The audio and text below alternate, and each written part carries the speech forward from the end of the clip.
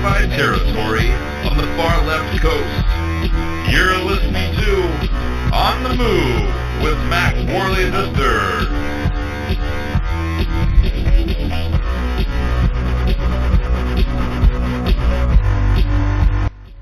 Hello, ladies and gentlemen, boys and girls, patriots and preppers. I am Mack Worley III, and this is On the Move, the show that attempts to inspire you to stand up for your rights. As I've said before, this is not my show. This is your show. This is your grassroots activism movement. It's the On the Move movement. It cannot function without you. However, it is bigger than one man.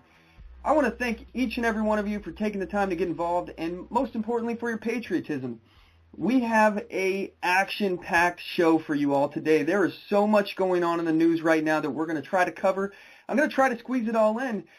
Some of it is outrageous, and some of it's just plain funny. So we're going to try to cover it all. The date is April 13th, 2014, and I believe that we have an amazing show in store for you. Like I said, there's a ton of stuff we're going to cover. We're going to talk about Common Core, Mike Huckabee, and his thoughts on it, and a lot of stuff relating to Mike Huckabee himself. We're also going to talk about the Bureau of Land Management's encroachment on the Bundy Ranch in Nevada. Plus, I also want to talk to you all about some friends of mine, the Clark family, who are having a fight of their own with the government. They're involved in an issue right now where CPS is trying to take away their children simply for their stance on immunizations. And we're also going to talk about whatever you guys would like to talk about as well. So feel free to call in with your own topics. Anything you'd like to discuss is up for the conversation today. So we'll be taking your calls and reading your emails. If you'd like to join the conversation today, please give us a call. The number to the show is 619-924-0986. Again, that is 619-924-0986. Or you can email the show at talk@onthemoveshow.com. Don't forget to check us out at onthemoveshow.com. Here at Blog Talk Radio /OnTheMoveShow. We do this show every week, every Sunday at 5 p.m. Pacific Standard Time. So feel free to subscribe to us on YouTube and everything like that. But also don't forget to set your reminder and follow us here at Blog Talk Radio. That way you can stay up to date on what we're doing. And if we ever do like an emergency broadcast in the middle of the week, you won't miss out. You can also follow us on Facebook, like our page, facebook.com/OnTheMoveShow, and feel free to add me as a friend on Facebook. I'm accepting all invites, and basically my biggest concern is to try to network and to find as many like-minded patriots out there as possible. So feel free to add me as a friend on facebook.com/Mack Worley. That's MackWorley, and the Roman numeral 3, III. So, all right. And also, we have the YouTube channel, youtube.com/OnTheMoveShow. Subscribe on there. Follow us on Twitter, twitter.com/OnTheMoveShow. So on our website, onthemoveshow.com, we have a shop link on the homepage. We got hundreds of products on there for sale. So if you guys are interested and you're looking for some Patriot merchandise, some stuff related to prepping, some interesting books that I would recommend reading, bumper stickers, lots of stuff like that is on that store. Your purchases will help make On the Move bigger and better, and we really do appreciate your support. That money goes towards things for the show. So, we're going to try to use it to get better equipment, which, by the way, I just want to give you guys a heads up. We have some big changes that are coming ahead here for the show. We ordered some new equipment, and it's on its way. We got a mixing desk, which is one big item that we've been trying to get. And I'm really excited about this because it's going to up our show quality. The audio is going to sound tremendously better. Right now, I'm on a little Samsung Go mic, and it's not really the best mic that you can possibly get, obviously. It's a little USB mic, and it's good. I mean, it's better than calling in with the phone, which is what my first few episodes on here were. And, it's really going to take us to the next level as far as quality. Now, also, we're going to be able to go through Spreaker as well, which it's another service like Blog Talk, and it's going to allow us to stream directly from our website, onthemoveshow.com, so you guys won't have to go to Blog Talk anymore. It's going to give you guys another way to listen to the show. I'm a big fan of having multiple ways that you guys can listen to us and access our material, because in case one of those ways gets shut down, we have a backup. So, and one thing I adamantly recommend is everybody, if you see our stuff on YouTube, go ahead, download it, start up your own YouTube channel or something and post our stuff on there too. I honestly, I don't care. And the reason why is because you're helping spread our message of liberty and freedom. You know, and also if you want to go ahead and monetize it too, I really don't care. Make money off of it. It doesn't bother me because I'm not all about the money. I'm just trying to get this message out.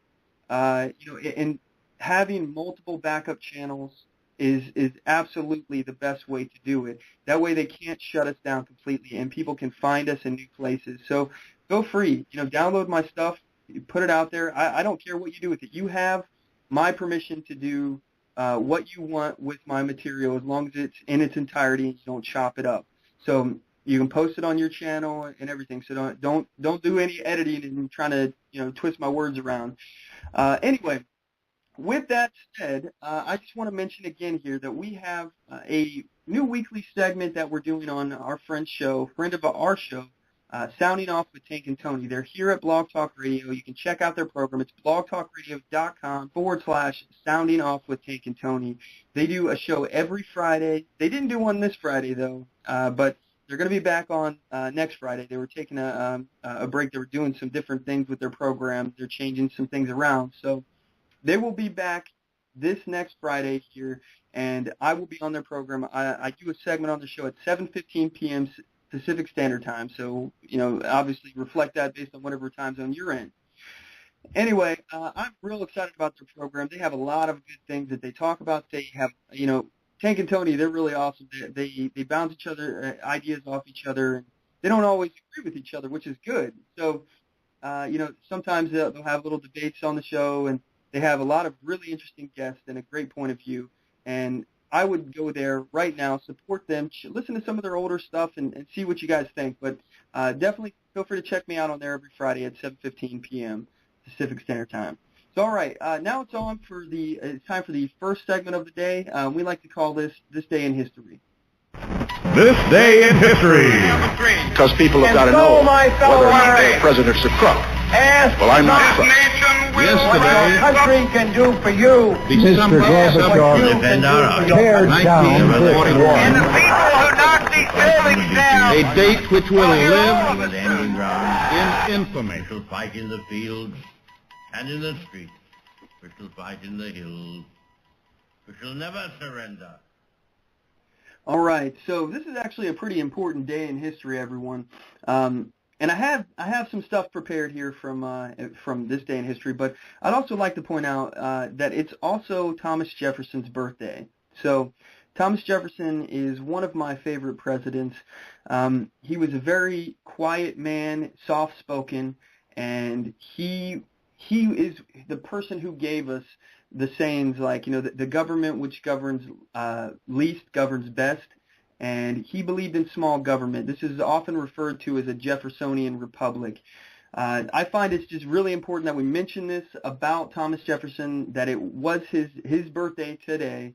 And anyway, we'll move on to the other topic here that I have prepared. According to Wikipedia, 153 years ago today, that's April 13th, 1861, was the start of the Civil War, where Fort Sumter in South Carolina fell to Confederate forces.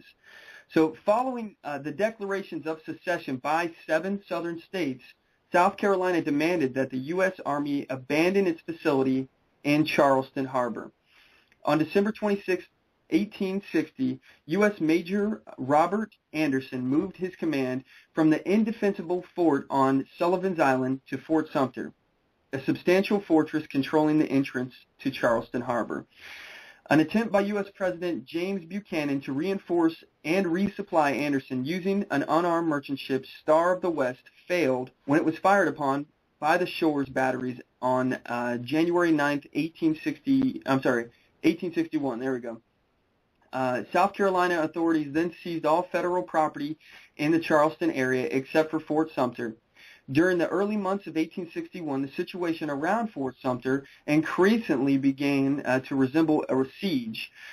In March, Brigadier General P.G.T. Beauregard, the first general officer of the newly formed Confederate States of America, was placed in command of Confederate forces in Charleston. Beauregard energetically directed the strengthening of all batteries around Charleston Harbor aimed at Fort Sumter. Conditions in the fort grew dire as the Union soldiers rushed to complete their installations of additional guns. Anderson was short on men, food, and supplies. Resupply of Fort Sumter became the first crisis of the administration of President Abraham Lincoln. He notified the governor of South Carolina, Francis W. Pickens, that he was sending supply ships, which resulted in an ultimatum from the Confederate government: evacuate Fort Sumter immediately. Major Anderson refused to surrender, so beginning at 4:30 a.m. on April 12th, the Confederates bombarded the fort from artillery batteries surrounding the harbor. Although the Union garrison returned fire, they were significantly outgunned, and after 34 hours, Major Anderson agreed to evacuate. There was no loss of life on either side as a direct result of this engagement, although there was an explosion of a gun during the surrender ceremonies on April 14th, which caused one Union death.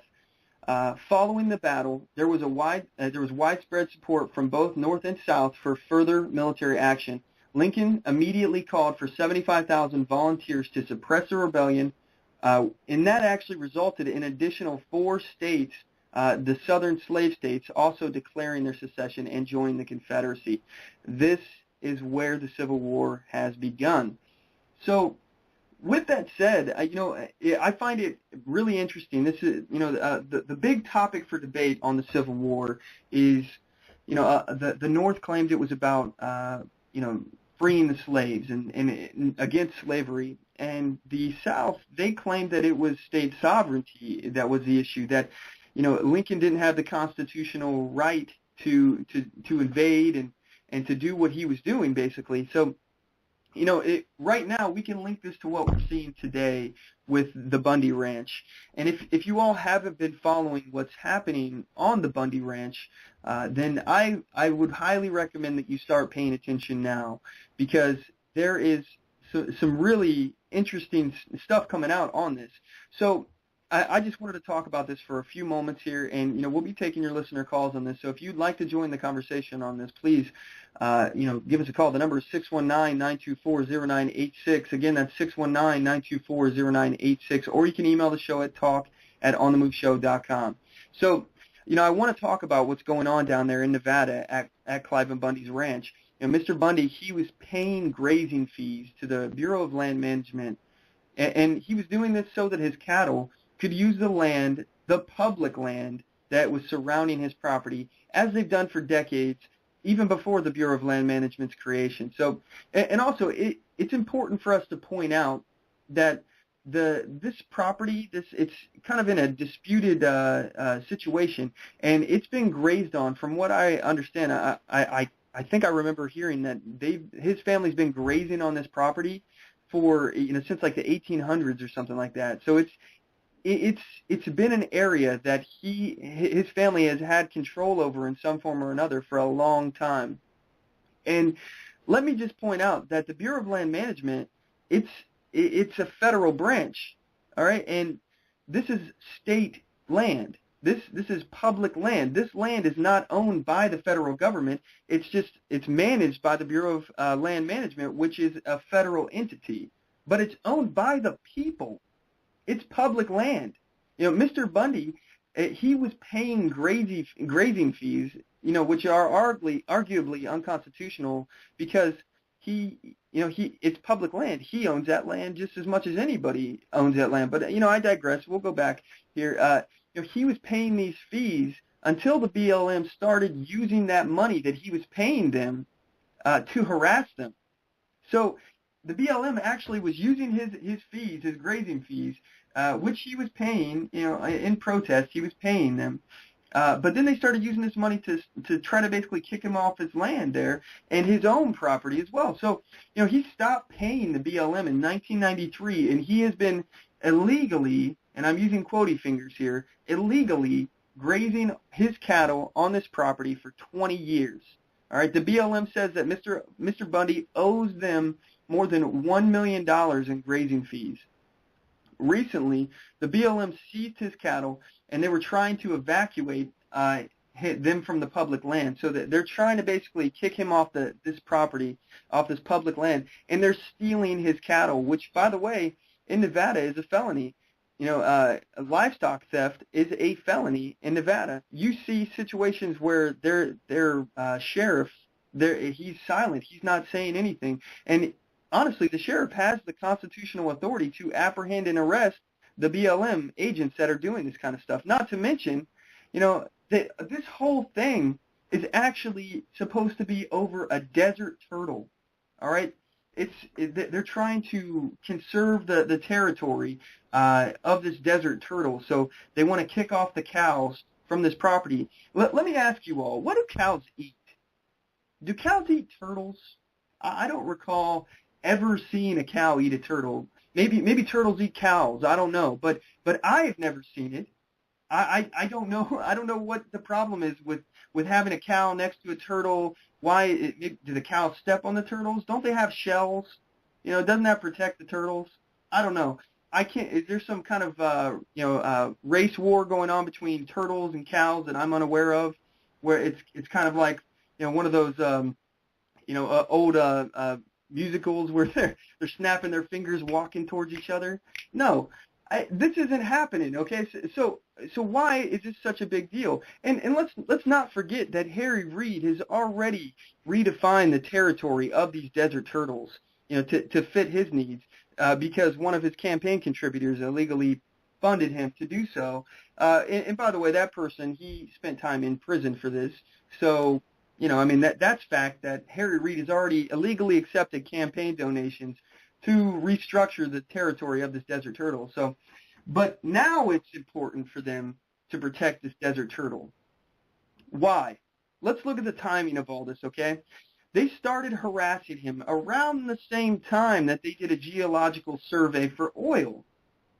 So they found oil. This has quite a bit of oil on the property, in the public land, and some of it is also in his territory, in his private property. He owns a few hundred acres, I think, on this as well. So why are they trying to get this oil?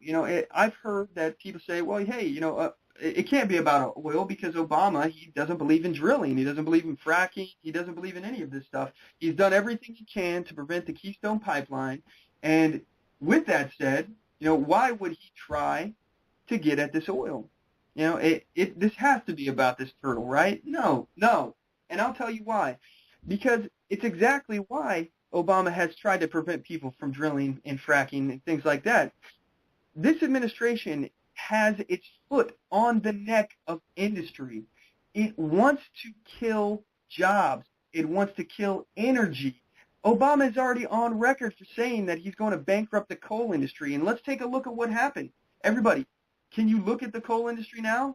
It's practically bankrupt. Obama is doing everything he can to kill energy in this country. So why would they want the oil? So no one else can get it. They want to keep everyone else away from it. And they want, Bundy, he's the last holdout. He's one of the last holdouts on this property that refused to go. And they want him out of there, and they're willing to do whatever it takes. The only situation, though, is that this has created an uproar. Patriots around the country have united with Mr. Bundy. They've all flocked to his, people from out of state have flocked to him, and people are coming in droves to stand by him. There's thousands of people down there that have come to help and to support Mr. Bundy. So, I think that the federal government has vastly underestimated the amount of support that Bundy has got. I sure didn't expect this kind of support, but hey, this is awesome. But they have reacted the way that the government always reacts. The government doesn't know how to respond to peaceful demonstrations. Let me explain to you, and we can just look throughout our history and find out how the government deals with demonstrations. They deal the same way as they have throughout history. So we look at, Martin Luther King and his marches that they did. What did they meet him with? They met him with violence. He had peaceful demonstrations. They shot him with water cannons. They attacked him with dogs. And what do we see today? The Bureau of Land Management is tasering protesters and attacking them with dogs. And guess what? Just like it happened in the 60s. It got recorded. Now it's in our homes. It's in our living rooms. And we have the advantage, the technological advantage now, ladies and gentlemen, that they didn't have back in the 60s. We had to hope that our information would get out there on the news and it would come in on your television and the mainstream media would cover it fair and balanced. We had to hope that would happen. But now we can be our own advocates. We have so much access to mobile devices and recording devices, things like that. We can stream things directly to the internet. It's a totally different situation now than it was back then. And we see now where we're able to utilize this technology. We have videos of the BLM tasering protesters and attacking them with dogs and people peacefully, assembling and defending themselves against the dog and being accused of attacking the dog and kicking the dog when the dog was attacking them. And they're just simply trying to defend themselves. And it's on multiple video cameras. So this is what we see. This is how the government reacts to peaceful protesters. They only know one way to handle it, and that way is through violence. That way is through coercive force. That's how the government deals with people who stand up to them. It's like Tiananmen Square. We have one person standing out there in front of a tank in Tiananmen Square, and that right there, that took a lot of courage. People are out there right now standing up against tyranny, and I got to give them, 2 thumbs way up. I wish I could be out there with you guys. The one thing I am fearful of, and is this to actually come to a head, and us to actually have some kind of physical altercation. Some loss of life. That would be horrible. I do not want to see that happen. And, there's been talk about, protesters keeping their firearms in their vehicles. Militia has showed up to support the Bundy Ranch. And in fact, I actually have a clip from MSNBC, left-leaning as they are. I have a report that they did on the Bundy Ranch. And right now, we have seen a situation where protesters have actually backed the BLM off. Temporarily, maybe, who knows what will happen. But here's a report. The cattle battle in Nevada is over. The U.S. government backed down in its fight against a Nevada rancher over the grazing of cattle and more than $1 million in allegedly unpaid fees. NBC's Leanne Gregg is in Bunkerville, Nevada for us. Leanne, this clash between the Bundy family and the federal government started about a week ago or so in this latest heated battle, shall we say. So why did the government walk away? Alex, the Bureau of Land Management said that it wanted to stop the cattle roundup to avoid violence and to restore order. Every day the standoff became increasingly tense, and there was concern about the safety of employees and the public. This morning, about 400 head of cattle from Clive and Bundy's ranch are once again free to roam after Nevada's Bureau of Land Management stopped its roundup of the animals on Saturday, citing serious safety concerns. The agency had been corralling the cattle for the past week, saying they were grazing illegally on public lands. But the Bundys claim they own the land and call it a range war. Get off our land. Period. Give us back our property. Hundreds of protesters, many of them armed, rallied in support of the family. No BLM! Captured on video and posted to YouTube, the dispute escalated. Agency police fired a taser that struck Bundy's son. They had the tasers, they had the weapons, they had the dogs, and we had nothing except us. We were almost equally numbered, and then they were the aggressors. The federal government says protesters were blocking a road, assaulting authorities and their dogs. But the video prompted a call to arms from self-described militia leaders and those fighting for states' rights. One arrived carrying an AK-47 as the crowds grew. I'm willing to lay my life down. Federal authorities say the issue is clear. The Bundys stopped paying federal grazing fees more than 20 years ago. The courts have ruled that his cattle are in trespass. The courts have demanded that he remove his livestock. But for now, the government is backing off, a temporary victory for the Bundy family, but the conflict far from over. I want my dad in heaven. You know, but he fought for this. My grandpa fought for this. I want to fight for this. Even though the standoff is over, some of the protesters say they're not going home. The BLM says it will continue to fight to get the cattle off the land judicially and administratively. Alex? Interesting, a lot of those people aren't going home, so we're going to check in with you next hour and see if anything happens with all those folks sticking around. Thank you very much. NBC's Leanne Gregg. All right, so like I was saying, the militia is there, and they have joined in on the support of Bundy, and they're pushing back. You know, they pushed the BLM out of there. The BLM actually left, which, you know, I find that's amazing. That's a victory in of itself. But here's the problem, and, you know, we're not sure if this is a temporary victory. We don't know if it's a trick. You know, let's say the BLM just backs down and, you know, they leave, and now the protesters think that they can all leave and go home and everything's all settled and fine and dandy. But as soon as those protesters leave, they may come back, and this time, you know, Bundy won't have anybody there to support him. So hopefully these protesters that have decided to stick around will still stay. And, you know, I have here a video from actually an audio tape here that was recorded on the Bundy Ranch from Daniel P. Love. And Daniel P. Love, he's the special agent that's in charge of the situation in the Bundy Ranch. So he's part of the BLM, and he's the man who's responsible for the reaction of the BLM. So here's a tape that was discreetly recorded. I believe it was recorded without his knowledge, and I'll go ahead and play it for you guys. And you can basically hear, you know, both sides of the argument on this, and this is their conversation. They had a representative from the militia, I believe. He came out and he spoke with Daniel P. Love. Again, that's a special agent who's in charge of the situation. So here's the tape, and I'm going to play half of it, and then I'm going to comment on it, and then play the other half of it because it's kind of a long clip. It's I think it's about 13 minutes or something total. So I'm only going to play the first 6 minutes right now. So I'll be right back. That everybody's on to, and I want to relay the question and just respond to it appropriately. Where's the cattle? I know. Specifically, is it here? No, we've got them. They're undisclosed. We got it. Okay, why is it undisclosed? Because we don't want to create a flashpoint for conflict. You guys have shown that this isn't about lawful demonstration. This is about demonstration. No. Hold on a second. Come here for a second. I got me. I want to make sure I get this right, if you don't mind. You want to avoid conflict? Okay. You know, look, we're all about free speech. I mean, that's the same Constitution. The very amendment you speak of, we defend. So, you know, we understand free speech. We get it. But, you know, people holding rocks above their head to throw police officers. All right. To talk our way through this, and I have to be the liaison to talk our way through this. We want zero, and I mean zero, conflict.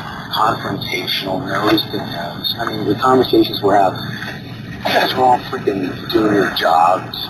Sure. You believe you're doing what's constitutional. We're defending, if we're having a discussion, we're defending their rights as well. If we really believe that heavily in what we're doing, it's their rights as well. They have families, they've got jobs, they've got bosses that say you're going to follow orders. If they're unconstitutional orders, that's a different scenario. That's to be debated somewhere else.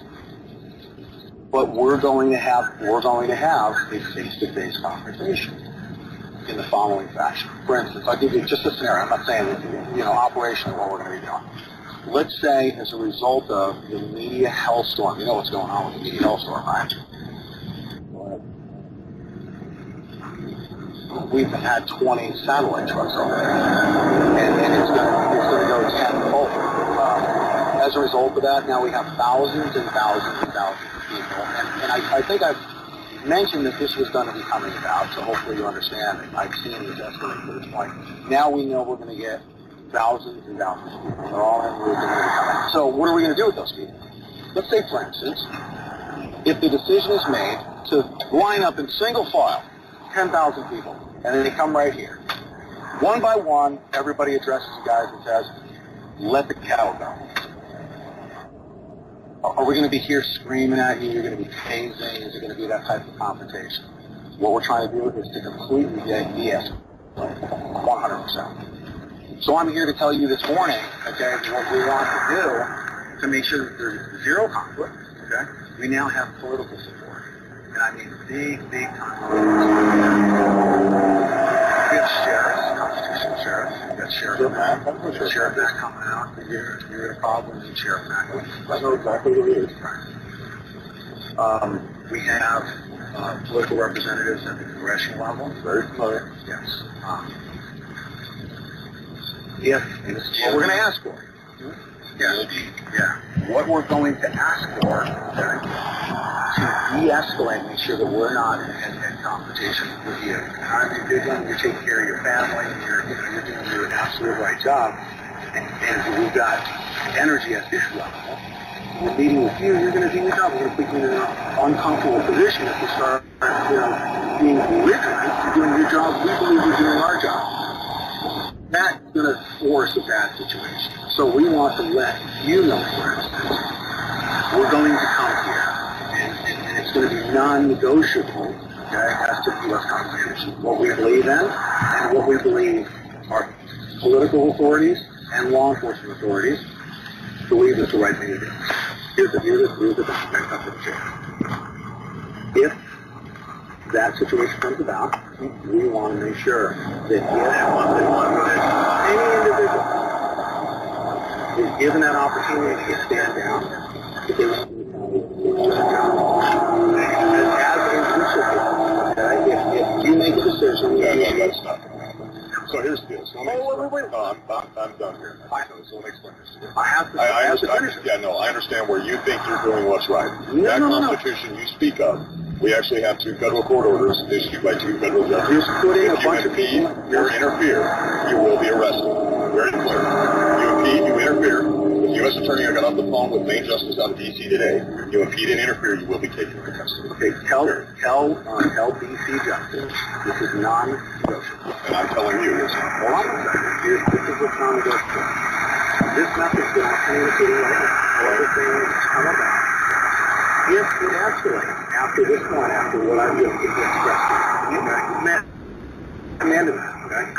If you make the decision to not accept the fact that, we're going to try to get people help, but if you stand down and you believe that you're standing for the Constitution is the right thing to do, and you got a very nice lady standing here, and you turn your back to the situation, that you're not going to lose your job, okay?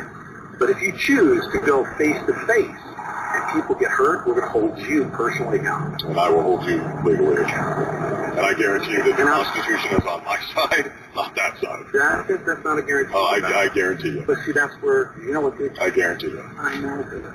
I don't want to have. I'm the one that is sworn in open office. I did delegated from the U.S. government. I did too. And I would hope that you would uphold that. That's why. Well, we are. That's why. And it's not. And again, that piece that you're talking about, that's in a court of law. You don't decide that in the dirt. You know, constitutions aren't decided on the dirt. Tell DC it's a legal decisions are made on the dirt. Sir, you know that. As a lieutenant colonel, you know that. We'll talk about that later now.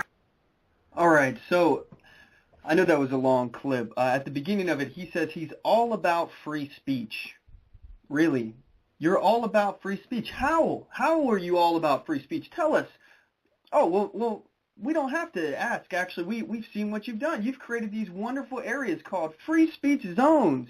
That's how freedom of speech you're all about. You love freedom of speech so much that you have created specific areas that we're allowed to talk in. Thank you. Thank you, Daniel P. Love. You're the man. Also, you swore an oath, and that makes you think that you know better than anyone else what is constitutional. Well, I'm here to tell you, I swore an oath, and a lot of those militia members swore an oath. And just because we swore an oath, that doesn't mean that we know anything about the Constitution. In fact, it behooves the government not to explain it to us, because when they do, we start to realize that they're in violation of it.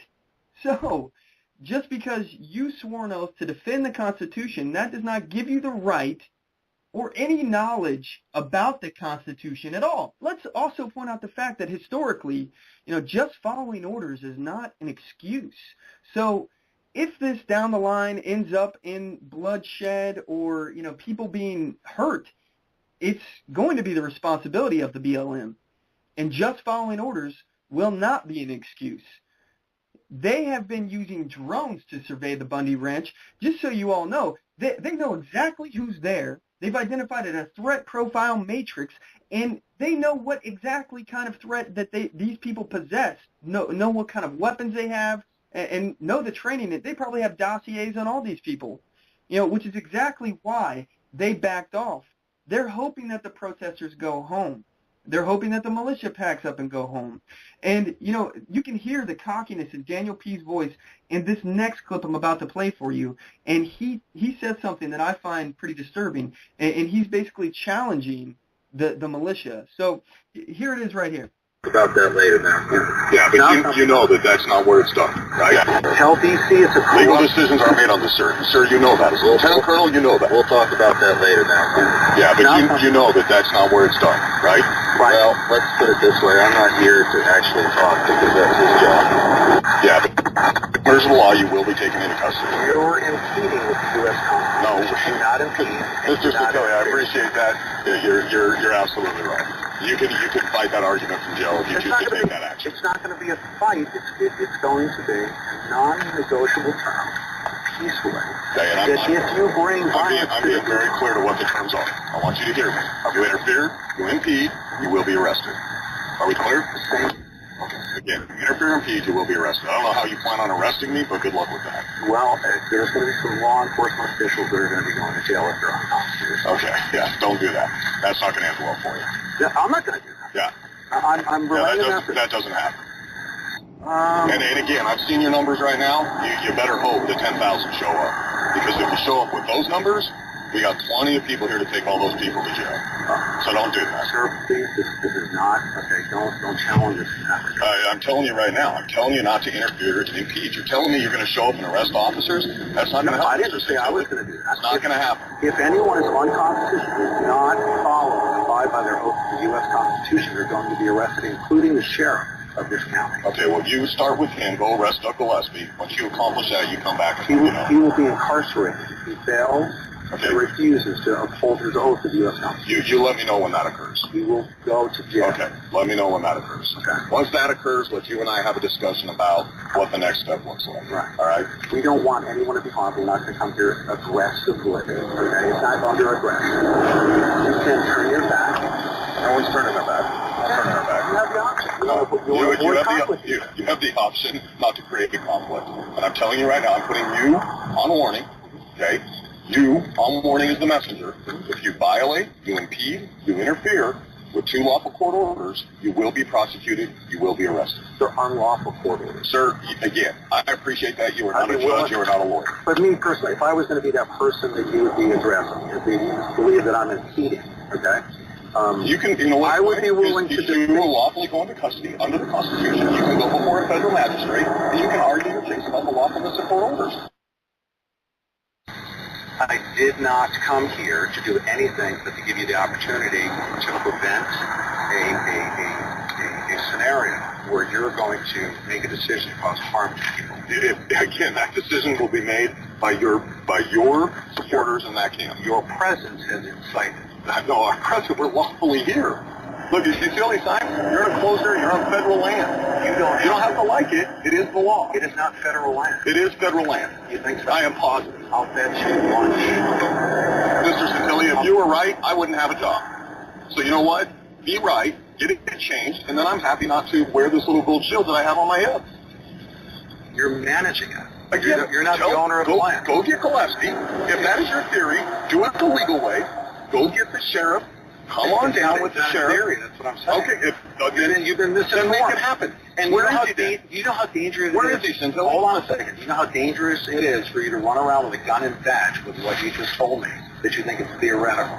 That you actually believe that you have the Constitution and the law behind you and the entitlement, and you have a badge and a gun? Yeah, you know we do have the Constitution. Sorry. Yeah.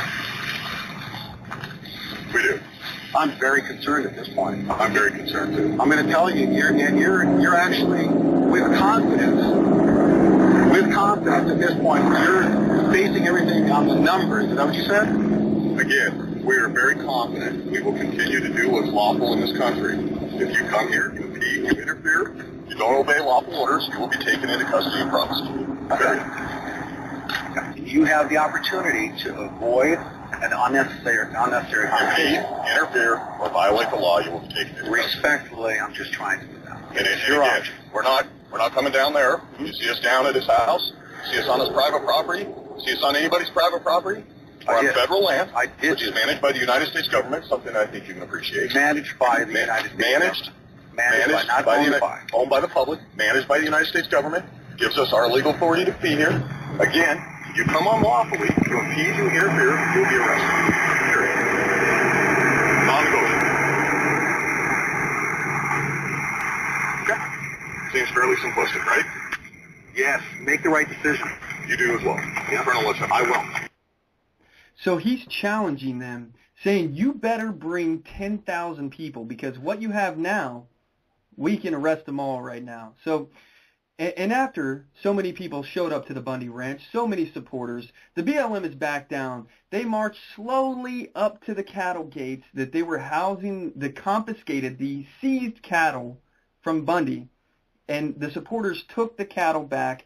I saw a video personally of the BLM slowly backing away from the protesters and everything, and this was a huge victory. I mean, this is a big deal, everyone, a very, very big deal. So, with that in mind, we do have to stay alert and we have to pay attention, because this is what the government likes to do, is they like to make things act like they're not a big deal, and the situation's over, and then they come back and they actually take advantage of us not paying attention. So, and I would just like to point out that the Nevada Clark County Commissioner, Tom Collins, this man has said some very, very outrageous things.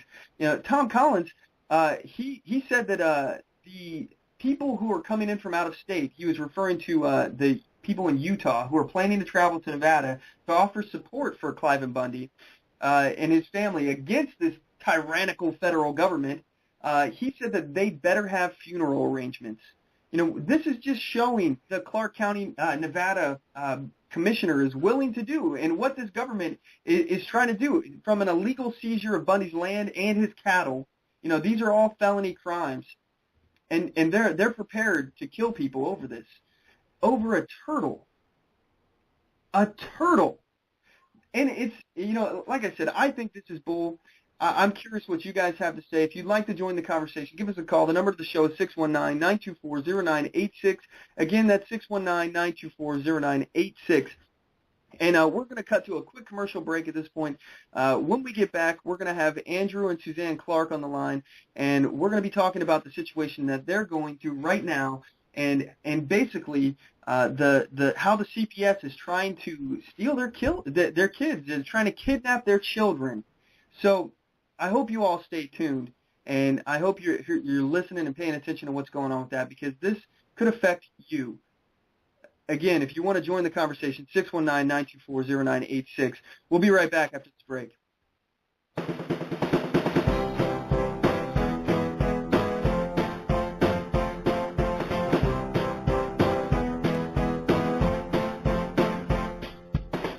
Support On The Move.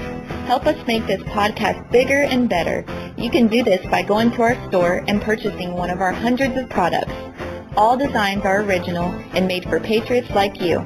Just go to cafepress.com/onthemoveshow. We appreciate your support.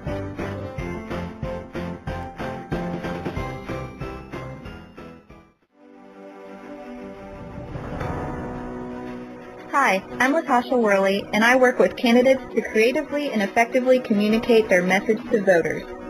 I offer professional graphic design services, from yard signs to flyers, from logos to vehicle magnets. Email me today at latashaworley@gmail.com. That's LATOSHA Worley@gmail.com for a quote on items for your campaign. We're back. I appreciate you all sticking with us. All right, so at this time we're going to be joined by our special guest, Andrew and Suzanne Clark. They are going through some Child Protective Services issues, and this is basically stemming from their decision not to fully vaccinate their child with, dozens of vaccines, and this whole legal battle that's about to ensue with them is coming from that. So I have them on the line here. Are you there, guys? Yeah, we're here. Yeah. Okay. All right. So if you could tell my listeners, first of all, where did this all happen? Give them a little background on it, and then we'll kind of talk about it. Sure. Back on February 14th, Valentine's Day, I had an issue with my scalp. It wasn't a major deal, but I wanted to get it seen. My son had a cold sore. You know, we've all experienced this extreme cold weather here in Texas. One of my 5 children had a cold sore on his nose. My wife was under his nose and was treating him with natural coconut oil, which made it go away. But then we got a second wave of cold weather, and it came back again. So we decided, you know, why not take him along with me? Unfortunately, we are on government assistance. I have worked in the past for Apple and Thomson Reuters and had good insurance. But at any rate, we utilized the government resources. We went in and took him in. We went into to Trinity Mother Francis, which is located in Canton, Texas. It's an urgent care clinic. They told me that I'd be seeing a physician's assistant. I don't know if I can name her name, but we'll just go with her first name, which was Judy. You know, they took a basic information from us. She sat us down, and, you know, right off the bat, she seemed kind of, you know, in a bad mood. I didn't, you know, what to do. She's like, what brings you in today? And I started explaining, you know, my situation. She goes, well, he's the one that's sitting on the table. What's going on with him? And I told him that, you know, I pointed out the little rash underneath his nose. Part of it was scab because he's 6 years old. I mean, kids pick at, you know, their scabs. And she went immediately into, like, you know, how long has it been going on? I assumed, you know, I was thinking it had been longer than what it was. I was thinking a month and a half off and on when it went away completely and came back. She's like, why'd you wait so long? I was like, well, it's just the rash. You know, there's no high fever or anything that indicated he was in serious, you know, injury, you know, and like I say, my wife was treating it, and it would fade away. Then she started going into immunizations. It was like I was being grilled one thing after another, and I've never experienced that with any of the doctors that I've taken my kids to in the past 12 years. So I told her, I said, you know, look, I feel a little uncomfortable with you. I think I want to take my child to another physician for, you know, a different opinion. Or I just, you know, I was basically saying I don't feel comfortable. So I took my child's hand. I was calm about it. I started to take him off the table that he was sitting on, and she immediately grabbed his shoulder and stuck a stethoscope in his ear, which really aggravated me as a parent because I'm like, wait a minute, I just said I was leaving. This is a doctor's visit. This isn't, you know, interrogation. And so I took my son down, and she just shot this evil look at me and stormed out of the room as I was walking out and shot back an evil glance. You know, I was pretty upset by it, but I just walked out of there, got in the car, came home, told my wife about it. And we were going to switch the primary over to a different doctor so that we could take him in on Monday. It was coming up on, you know, it was getting late in the day. So Monday comes around, and this big, a huge 4x4. I mean, this is, you know, the extra features on it, big, huge knobby tires, nice big sports package grill on the front, tinted windows, rolls up on my property on 5 acres we have here in Emory. Well, I was actually outside. I homeschool all of our children. I've been doing it for 5 years, and it works out really well for us. So I was outside with the kids. It was their recess time. They were all just right in front of the house, riding their bikes. I was outside with them, and he gets out, and he introduces himself to me as CPS, and he said, I'm here for Caden. And, you know, I immediately knew what this was about. And so, you know, I called Caden over. It was already healing by that point, his nose. I said, you can look at it and see. It's already healing, you know, just in the past 2 days. And so then I had my husband come out. You know, we were very polite with him. We answered his questions. We let him speak to all the children. They were all outside. He asked for their names. He asked for their names, their ages. He talked to the kids. And then he said, well, what I'm going to need to do is I'm going to have to go ahead and come inside your house, and I'm going to have to interview each of the children privately, separately on their own, and take photographs of them. And that's when we said, well, wait a minute, I really don't think that's necessary at this point, you know, considering what started this. Well, so, Suzanne, have you guys ever had any issues with CPS before? Has anybody ever complained about you or came to your house to do this kind of inspection before? Never. We've never had any contact with CPS ever. Okay. Since we've had our daughter, 12 years old. it's a little bit ridiculous that they want to do all this investigation based on one doctor, you know, in that situation. So I'm sorry, I didn't mean to interrupt your story. I was just curious, but carry on. Go ahead. Yeah, exactly. And, you know, the point was we didn't even, it's not like he came to the door, we were inside, and we refused to let him see any of the kids. He actually saw physically all of them right there. And so when we told him that we didn't feel comfortable with letting him in the house or interviewing, and I even said, you know, you can talk to him right here. Go ahead. You can ask him questions. I don't mind. Go ahead. But I don't want you taking them separately and doing a private interview with them. And that's when he said, well, you know, it's a criminal matter to interfere with the CPS investigation. He said, I'm going to have to get a court order, and that's a criminal matter. And that's when I was like, the criminal matter to get a court order, that doesn't make any sense. Yeah, he's just trying to threaten you guys and intimidate you guys into cooperating. Right. I mean, he even asked, he didn't know that my mother stayed here. We moved out here, just to give everybody a little background, we moved out here in April. My parents were in a small one-bedroom, 700 square foot apartment. And my dad was dying of stage 4 kidney cancer. Okay, my dad wasn't really happy there. It had steep stairs. It wasn't in the best area of Rockwall. We had told him a year prior, we checked their credit and found out that they could actually get a house on their own. Their credit was high enough. We got them in touch with a real estate agent, and they looked for a long time. You know, long story short, my mother's kind of picky. She finally, you know, she saw this house once. It got bought, and then a year later, she's still looking, and it comes back on the market. So she found this house, and we all agreed to move in together to help her and my dad out, to manage the property, help out with him. She's got her own health issues. She has fibromyalgia and lupus, you know, and so we moved in together. My dad was surrounded by his grandkids. At that time, he was still driving. He would walk the property with the kids. He was really happy here. He would sit on the back porch and drink his coffee. Around September, he had a fall and broke his hip because he was trying to stand up without his walker. They brought hospice in, well, they actually had started to bring hospice in prior to that, but then he went straight downhill. So, I mean, we've already been through quite a bit here, you know, in this situation. But getting back to the point, they asked, you know, I told them that my mother stayed here. They asked for her name and birth date. His name is Gary Avon. He never asked to speak with my mother. He never said, well, can we talk to the grandmother or anything like that. You know, I would think that considering she owns the property and is around these kids, he would want to get more information from her anyway. But that was never brought up. It's not even in his report that he asked or anything like that. So, so we kind of thought it was done with. He left, and you know, we never heard another word from him. Nothing. Here we are 2 months later, and Wednesday, a sheriff came by. We frequent the library quite often here in Emory, Texas. They all know us there. They've seen the kids every other week. All the ladies like the kids. They see. They actually have a shortcut on their desktop for us. On their computer, they have a shortcut on their desktop. We don't even have to show our card anymore. So I mean, they're familiar. We were taking our toddler. He's 3.5 years old. We've been taking him into story time, and we were at the library. We had just left story time and sitting in the car, and I got a phone call on the cell from my mother, who is frantic. She's like, a sheriff just came out here.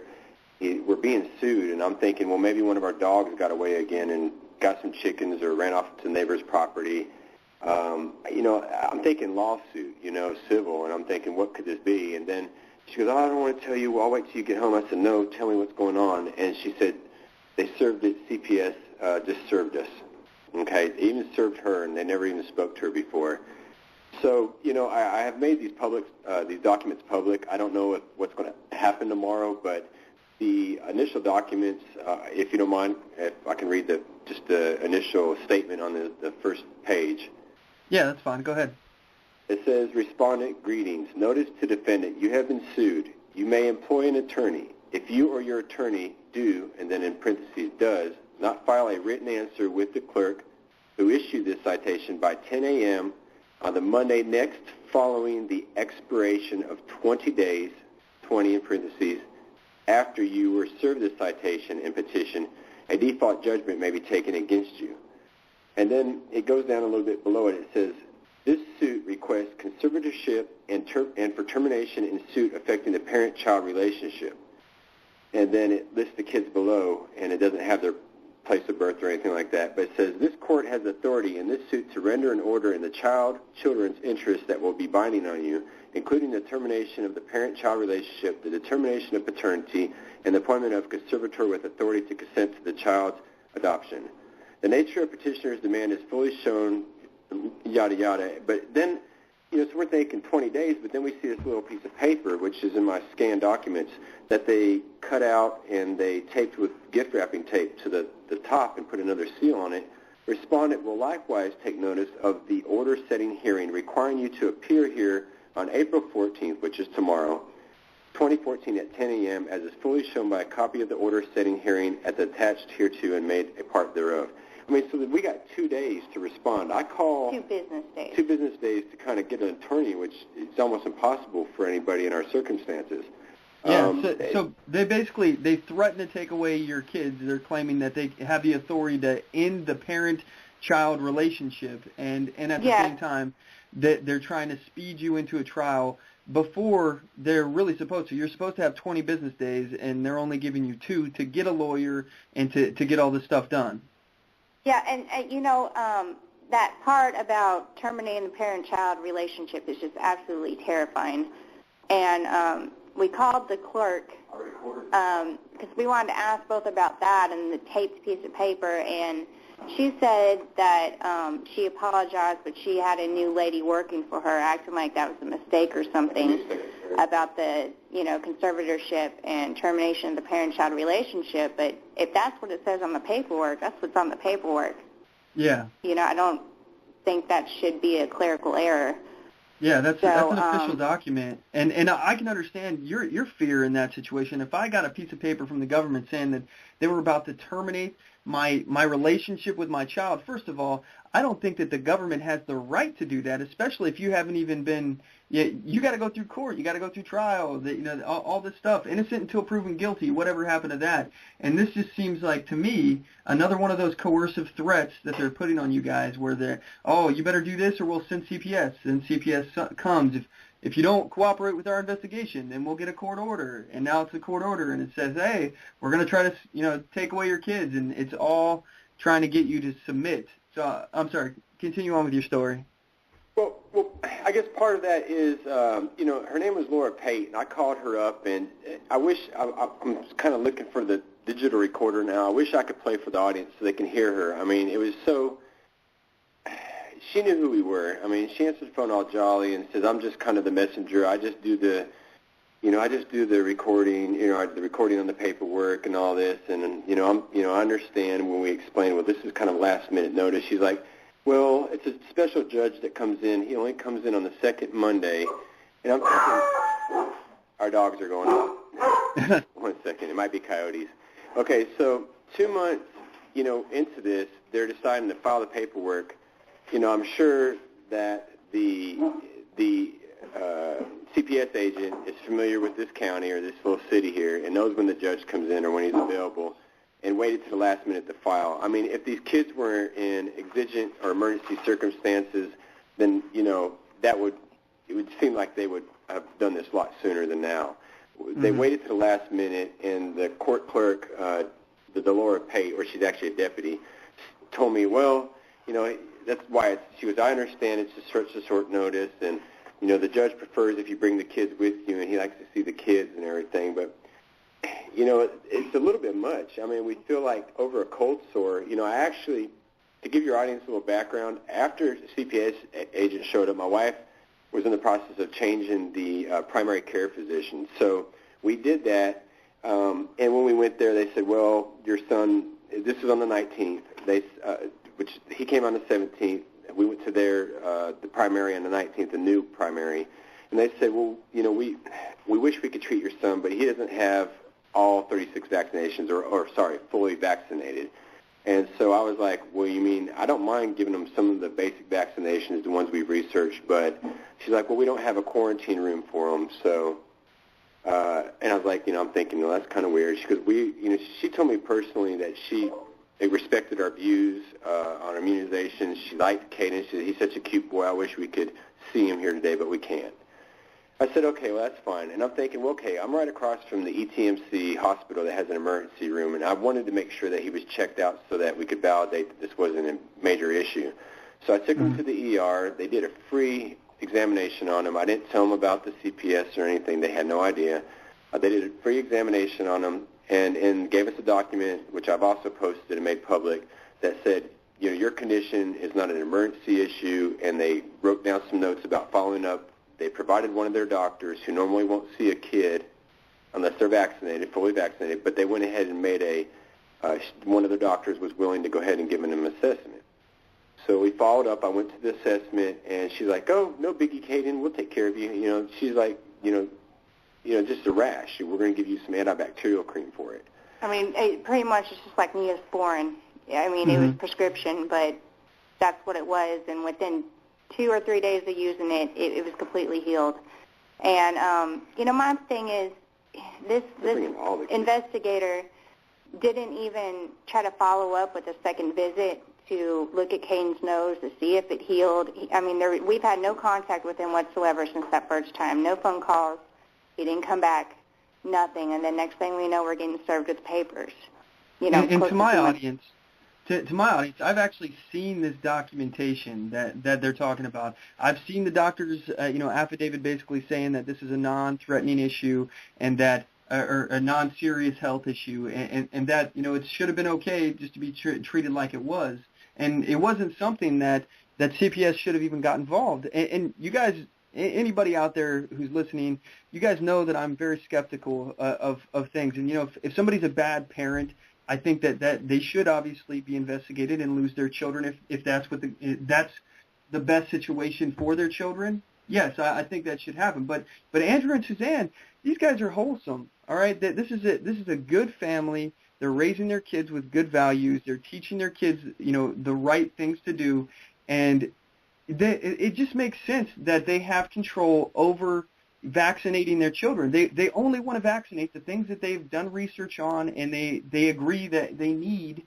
You know, it doesn't make sense for them to be forced and coerced into putting stuff into their kids' bodies or their bodies that they don't know anything about and they don't think that they need. You know, I totally agree with you on that, you guys. And so what else has happened and what's going on now? Well, one thing I would like to say and make the audience aware of, I know you think of immunizations, we're all kind of, it's bombarded into us that your kids aren't safe without them, okay? And there are serious immunizations that need to be put out, but I think it's gotten a little ridiculous ever since, I don't know the exact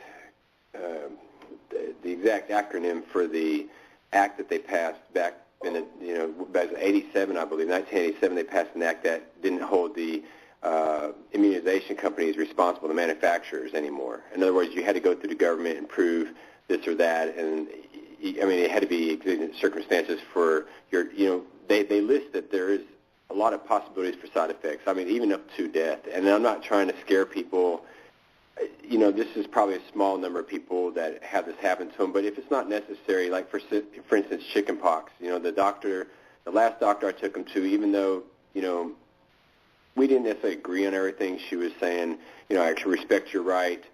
For instance, if my children get chicken pox and your kids are around them, they won't catch it. And I was like, well, I remember back in our day, she was about my age, I was like, if I got chicken pox, it was, it was a pain in the butt. The kid has to go through it. But then as soon as you're over it, you don't get it again. Your body has natural defenses for these type of things. And actually, back then, parents would send other parents to the kid's house that has chicken pox so they can actually get it and be immunized. Yeah, it's free immunizations. Give them some chicken noodle soup and let them watch movies all night. They're going to deal with it, and they'll never have to deal with it again. All right, I know that might seem a little crazy, but compared to what's actually in these vaccinations, if your audience actually starts looking up vaccinations, what's contained in them, that's a whole other show. One thing I do want to point out in our paperwork, if you guys have access, we have it on our website. We're trying to make it public now. They may do a gag order because in the report he did mention that we were going to make it go public. I don't know if they can do a gag order in a civil case. I have no clue, but on page 3 on Petition for Orders in Aid of Investigation of Child Abuse, in the PDF format, it may be a different page, but what you're looking for is Section 2 where it says the children. It lists every one of our children, but then under 3, facts, it says on February, under 3 facts, section 3.1. It says, on February 14th, the day I took my child in, Caden, the department received a report of child abuse and or neglect with respect to the above referenced children. Okay? First of all, the only child that was seen by this lady was Caden. And this is not an assumption of who made this report. It flat out says medical staff and lists the situation. It tells the clinic that was taken to, and in the report they said they received, it only mentions Caden's name. That's it. Mm-hmm. There's not any other one of our children's names mentioned in that but Caden.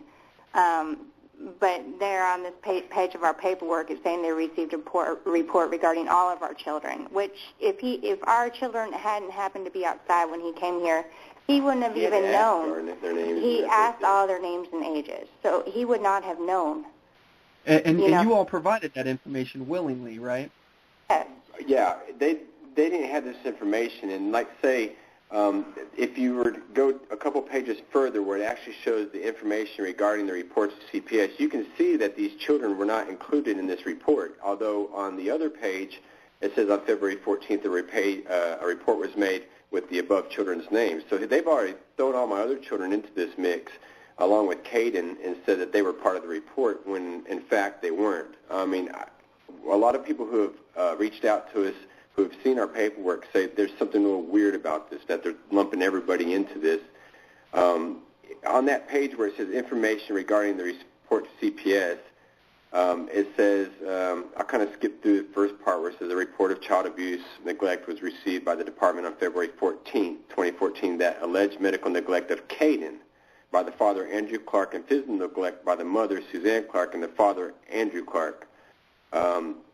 The report stated on 2/14/14, the father took Caden to Trinity Mother Francis Clinic, which is in Canton. The father indicated that Caden has been having nosebleeds every day for the last 2 months. I'll stop right there. I noted that he had a problem under his nose, the rash, but I never said that he had nosebleeds every day for 2 months. That's ridiculous to tell anyone. I mean, that statement in itself is ridiculous. If he had been bleeding every day from his nose for 2 months, anybody who has a nosebleed realize you lose a lot of blood. That's just, what parent would tell a doctor that? I would have taken him in first, 2 days of him having a nosebleed continuously. And so she's exaggerating the fact that I told him that he had this rash for a bit. Absolutely. Then it says Caden had dry blood on his nose. Now, what's weird is in this statement, and I'll continue on with it, she doesn't really get back to the nose at all. She says the father's scalp appeared to be red and inflamed. The father asked medical staff if the father's skin issue could be from drinking wine. He indicated that the grandfather had recently passed away and he had been drinking a lot of wine due to this. I'll be straight up. I did mention that I have been drinking wine. My dad just passed away on November 2nd. I closed his eyes that morning. They were still open. We've gone through a lot of emotions here, and, I don't get drunk. My wife would divorce me in a heartbeat. Yeah. So, I mean, she's got a good firm grip on me. You guys I drink have every wine right. every day. I have no problem with that, but they're trying to act like, I don't know why they want to include that in there. I was asking if maybe because we started drinking wine, there might be some artificial colors, some flavors, maybe something that I'm having an allergic reaction to. Well, you have every right to drink wine. That doesn't make you a bad parent, and you're going through a grieving process. So, crack. I mean, if you go, Rains County has a reputation. Several years ago, they had several sweeps through here. From what the locals tell me, older folks. I'm talking in their 60s and 70s. A guy I work for helping with his cows, and another neighbor down the road that raises goats. I know we sound like country hicks, but anyway. They flat out told me that helicopters used to be flying over a couple of years ago and SWAT teams coming in because there was such a meth problem. That meth problem is still here. It's all over the place, and I see parents going into the local Brookshires, just in this area in general. You can see them walking down the street like zombies. These guys are on meth, they've been tweaked out, they've been up for too long, they got their kids wearing sunglasses in a grocery store. And I'm wondering why, I even mentioned that to CPS officers. So why aren't you messing with these people? Well, that's what's so frustrating is, as a homeschooling mother, my whole life is taking care of my kids. I mean, I don't get days off. I don't get to clock out. I mean, it's 24/7 for me all the time, and that's what I do. And, I feel like I try a lot harder than a lot of parents out there, and it's just extremely frustrating because I feel like there are a lot of other kids out there where the time that they're wasting on us and our kids, it would be better spent on kids that actually are in danger. We can go to the city right here and drive around and see kids that are playing outside next to busy roads, and there's no parent out there watching them. I mean, a lot of us can see that. Where are they at? They need to be on the roads, streets, patrolling instead of focusing on us. If I may, a small section left of the report that she made. Oh, yeah, go right ahead. I'm sorry. Yeah, we got do we have enough time? Yeah, you're good. Go ahead. Okay. Well, so it goes on. It says, the child, Caden, appeared to be thin. He only weighed 40 pounds. The father stated, I don't believe in doctors. I'll stop with that. If I didn't believe in doctors, why would I even be in her office to begin with? Why would I apply for Medicaid so that I can make sure my kids are taken care of and I'm taken care of? Just 2 months before that, in December, I took my other child, Skyla, and Caleb into a doctor for her referral, which is for her eye prosthetic. She was born with microphthalmia, and I've been seeing a specialist for her every day since she was, or every year since she was 3 months old, to have it fitted and changed out for her. These guys, Trinity Mother Francis, the same hospital group, a different location in Mineola, dropped the ball. They, the first time ever that they couldn't get the referral correct, and eventually the prosthetician called us back to the office and said, look, Medicaid's denying your daughter because they didn't give enough information. I fought with them. I have digital recordings of dealing with this office in Mineola, telling them, look, this is all they got to say is they saw my daughter. I indicated about her eye problem to the, once again, physician's assistant. There's plenty of those now. And he didn't write enough information. He just said referral or something like that. He didn't put that her eye was, starting to have goo in it and that it looked like she needed a larger prosthetic. He just kept it simple, and they never went back and changed it. It's just it's a big mess. They blamed it on the referral agency, which is part of Trinity Mother. The referral agency blamed it on them. And so we finally gave up. And here we are, like a month and a half later, they finally call back and ask what's going on with the... Well, they call back and they say that instead of the referral for the prosthetic doctor, they had a referral for an ophthalmologist. Now, she's had her eye removed. She had an operation to have her eye removed when she was 5 years old, so an ophthalmologist is not going to do her any good.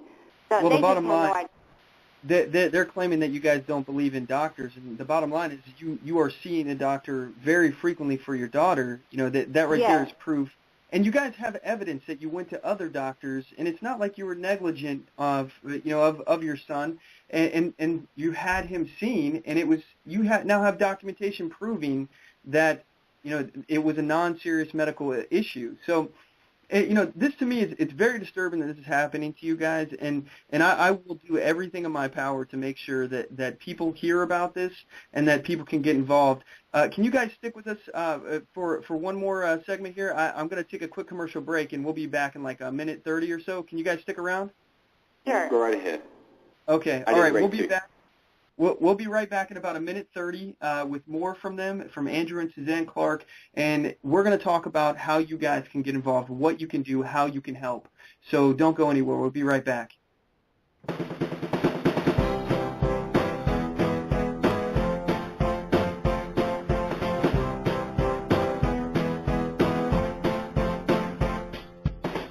Support On the Move. Help us make this podcast bigger and better. You can do this by going to our store and purchasing one of our hundreds of products.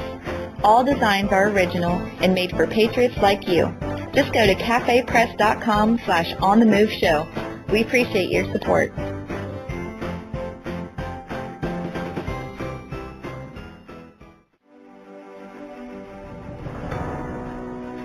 Hi, I'm Latasha Worley, and I work with candidates to creatively and effectively communicate their message to voters.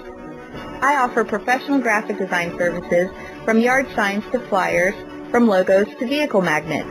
Email me today at latashaworley@gmail.com. That's LATOSHA Worley@gmail.com for a quote on items for your campaign. And we're back. We've been talking with Andrew and Suzanne Clark about their issues with Child Protective Services, how the Child Protective Services is trying to take away their children because of their beliefs in immunizations. This to me is disturbing, and if you don't think it can happen to you, think again. This can happen to anyone for any reason, and they're here to tell you. So, Andrew, Suzanne, what can people do? I know you guys have a defense fund that's set up, so how can people help? What can they do? What do you need from people to help get involved? No, we don't normally want to ask anybody for help. We believe in taking care of ourselves. I mean, I had a good job working for Apple for 2 years. I made decent money. I was able to take care of my family. I worked for Thomson Reuters. I've been working tech support since '99 in Dallas Metro. But being in this rural area, we are really short on funds. I've done everything from working at the local restaurant before my dad passed, making minimum wage, to loading cows up every week for $50 the first hour and then additional 10 after 5 hours each.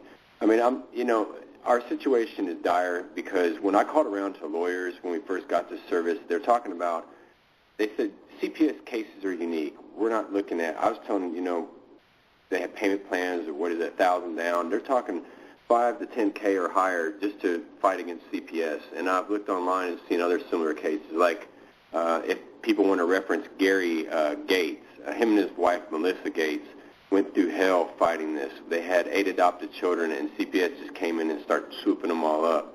They got their kids back, but they're still fighting this to get his name off of what CPS says was emotional abuse. I mean, he had a psychologist even say he would place his own kids with Gary and Melissa Gates. But anyway, so we have a legal defense fund. We put it up on Indiegogo.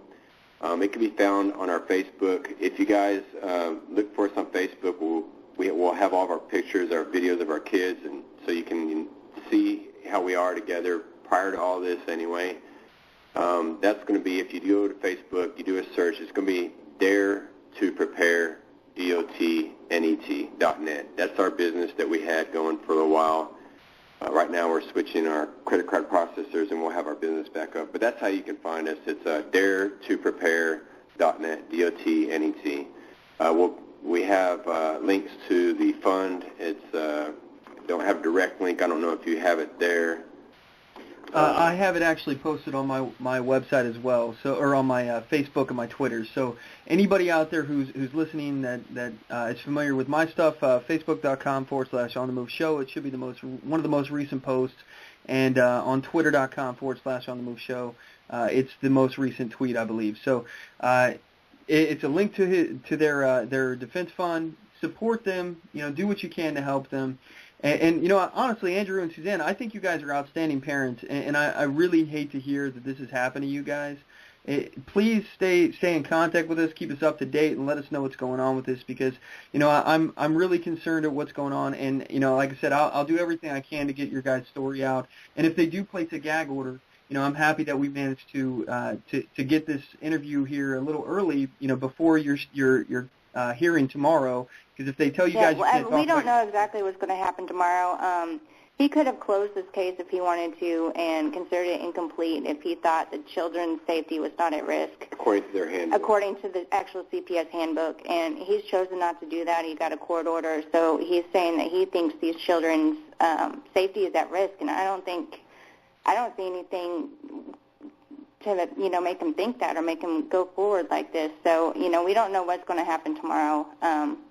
We haven't had much sleep. The kids are upset. They know what's going on. And Mack, real quick, I know you're about to finish this segment up, but I want to say that if anybody can look at these documents and look at the CPS agent report, nothing that the physician's assistant stated matches up to his observations of our children. That's why we're not sure why he's continuing to push this on. He said that they looked healthy when he came out here. He said they all look like they were in good physical condition. So we're not sure. It's not like these kids' arms were broke. We got caught in a drug bust or anything like that. We're drug-free, no felonies or anything like that. We're trying to do the best we can for our kids. That's why we choose to homeschool. I feel like sometimes we're being targeted. Who knows? It could be from the post that we put up. We have quite a few viewers. We don't know. With Facebook, you know how it is. You don't know who all your friends are sometimes that you invite or add or acceptance. Or, we could have just simply made them mad because we knew our Fourth Amendment right and didn't let them in the house. I don't know at this point. Absolutely, but also, CPS, they get incentivized monetarily to abduct children, to take children away from their parents. They get paid for every child they take. So they probably are looking at you guys as a big cash cow. You guys got, what, is that 5 kids? Is that correct? That's $20,000 per the President Bill Clinton Act of '97. It's $4,000 per kid. Now, if they determine one of our kids has a disability in the developing stages of life, kids can often be shy, and that's another additional $2,000 on top of whatever medications they give. And then on top of that, we have to pay child support for each of these children. That means me and my wife, instead of being able to try to fight to get our kids out once they take them and put this towards lawyers' fees, we're going to have to be paying CPS and the foster parents' money. And on top of that, there's numerous statistics showing that kids who go into foster care are more likely to be abused. That's our biggest fear. I mean, we're a mess right now, to be honest. Quite honest, Absolutely. We're a mess. We haven't had much time to prepare. Monday's coming up. That's within just a couple hours. So. Absolutely, and my heart goes out to you guys. You know, I know the panic that you guys have to be experiencing right now. You have to be, you know, very fearful of what's going to happen. And, you know, like I said, my heart and my thoughts go out to you guys. I'm so concerned about what's going to happen on Monday. Please keep me up to date, because I'll relay out to my audience and let them know what's going on. You know, I hope everything works out for you. And please, if there's anything that I can do for you guys, just let me know. Hey, if anybody can't, you know, they can't help us monetarily, we know this is a bad economy. Prayers, you do a big difference. And I know it sounds silly to some folks, but to us, we really take that to heart. You know, prayers or even some kind words or some encouragement really would help us right now. Like I say, or just, if anything, sharing everything, sharing this out and letting people hear about it. If you know Absolutely. a lawyer or you know someone who might be needing some hours to do pro bono work, please pass this along. That's all we ask. Absolutely. Well, again, I really appreciate you guys coming on the show today, and it does mean a lot to me that you guys would take the time out of your day. And I know you guys are very stressed and you've got a lot going on, and everything's about to kick off tomorrow. But thanks for taking the time to get the story out, and I'll do what I can to help you know, share your story. Mack, we want to thank everybody, including our Facebook friends who tuned in tonight. We want to appreciate and give you guys thanks for even tuning in tonight to support us. I want to thank you for all the messages we've gotten, all the shares. It means a lot. It really does help. And I want to thank everybody who's been listening tonight on their story. Thank you, Mack. All right. Well, thanks for coming on, guys. And again, I'm praying for you guys on this to work through. I'm hoping that this is gonna work out. You know, as far as you know, you guys getting your situation taken care of. Anyway, so that was Andrew and Suzanne. I hope everything works out for them. And this actually leads me to the next segment of the show. It's the Listener Challenge. I challenge you to a duel. Did you hear that? Sounds like it's time for a challenge.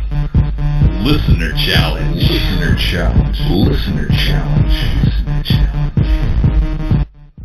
All right, this week's Listener Challenge, your mission, if you choose to accept it, is to support the Clark family. You can do this in several ways, as we just talked about. You can go to our Facebook page, facebook.com/OnTheMoveShow, or twitter.com/OnTheMoveShow, and share their donation page. This has got to be the most important thing that you can do right now. Share it. Share it as many places as you possibly can. Share it with all of your friends. Share it with every group that you're part of. You know, I posted their donation page on the links of my my Facebook page and the Twitter, so it's one of the first ones there. On their donation page, they have a video explaining their situation for those who don't know about it yet, and share their story. Share, share, share. After you've shared the links, please reach deep into your hearts and then deep into your wallets and give what you can if you can. I know that times are tough. Believe me, I know that they are. But you know, we have to come to the aid of good people like this. These people are homeschooling their kids. They're trying to make sure they take care of their kids in the best way they know how. They're controlling what goes into their kids' body. They're making sure that they only put things that they know about into their body. They've done research and they understand the consequences of what they put into their kids. There's a lot of dangers of vaccinations. If you don't know, look up the side effects of vaccinations and some of the chemicals that are in vaccinations. There's formaldehyde in a lot of these things, which we use to embalm our dead. Just, you know, look this stuff up, okay? And I'm not saying that vaccines are wrong, but I'm just saying that this family is trying to look out for their kids. You know, if you can't give monetarily, then give them words of support. Send them a message on Facebook and let them know that you stand with them. We have to support this family. They're a good family, and the government is victimizing them. They need a good lawyer, and that's the purpose of this donation fund. That's this week's challenge. Speak up, stand up, get on the move. So, you know, one thing that I would like to talk about here is Mike Huckabee and the Common Core situation that's going on. So we're going to talk about that in detail here when we get back from this break, and we'll be right back in about 1:30, so don't go anywhere, everyone.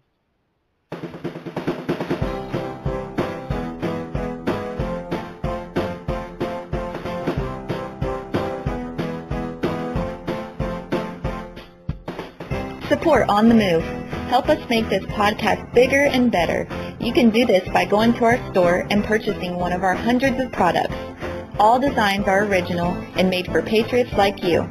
Just go to cafepress.com/OnTheMoveShow. We appreciate your support.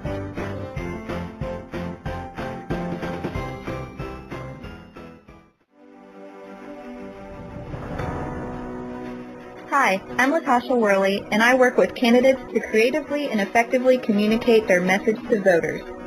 I offer professional graphic design services, from yard signs to flyers, from logos to vehicle magnets. Email me today at latashaworley@gmail.com. That's LATOSHA Worley@gmail.com for a quote on items for your campaign.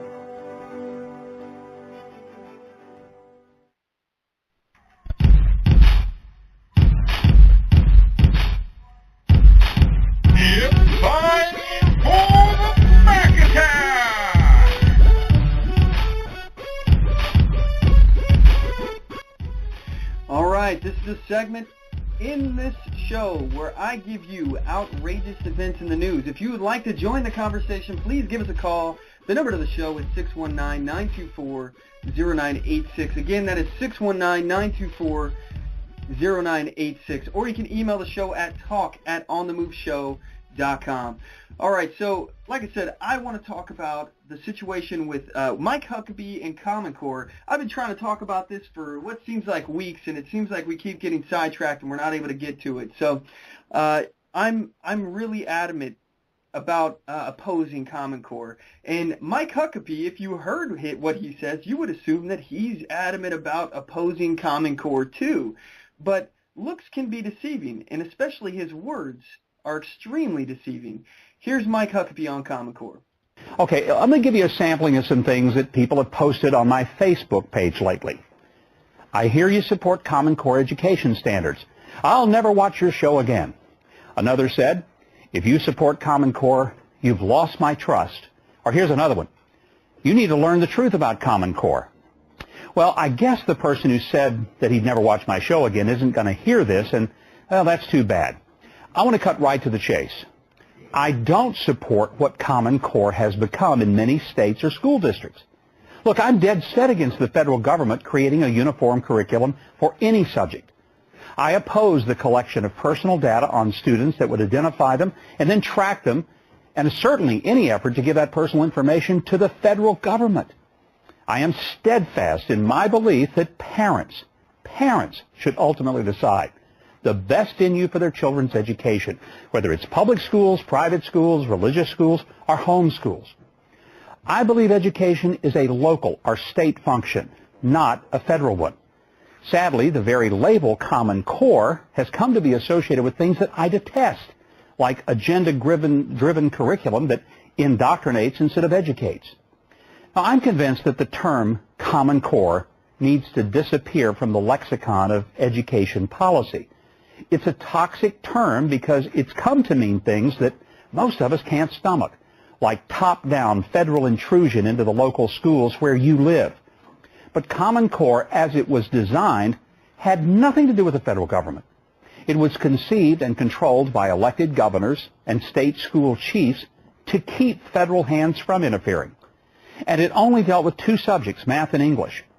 And in those two subjects, established only state-initiated standards in those subjects and intentionally didn't write or even suggest curriculum. It set voluntary goals. They were controlled by the local school boards.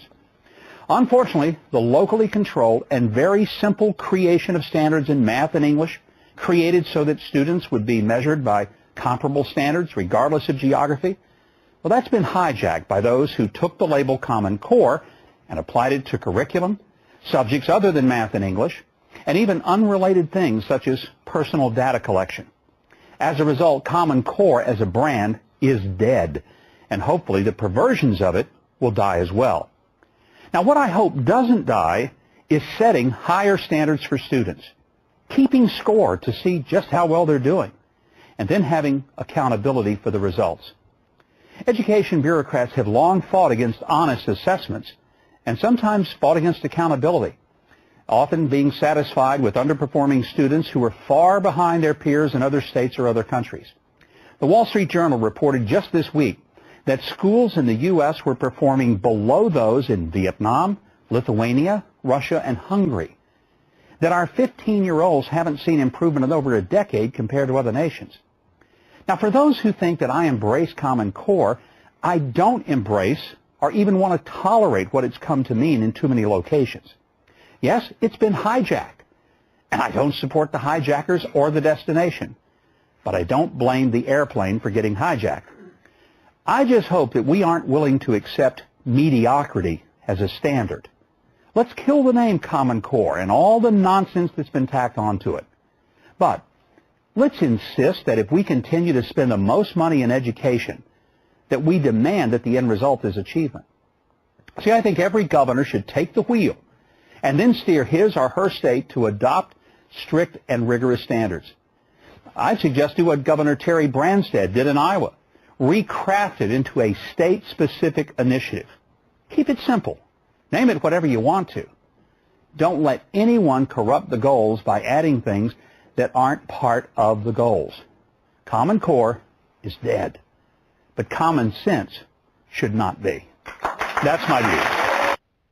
Okay, so all of that sounds great face value. He's saying, he doesn't support Common Core. He's against it. It's been hijacked, and standards are a good thing, and it's terrible what's happened to this program, though. Even though from the beginning he's been supporting it, he was supporting it this whole time until it starts getting some feedback from conservatives bashing him, and now he's like, oh, no, I don't support that, even though he supports everything that it stands for, and he went through one by one saying everything it stands for that he supports, with the exception of the federal government encroaching on and making the decisions and everything like that. But then he has all these facts supporting why it's required.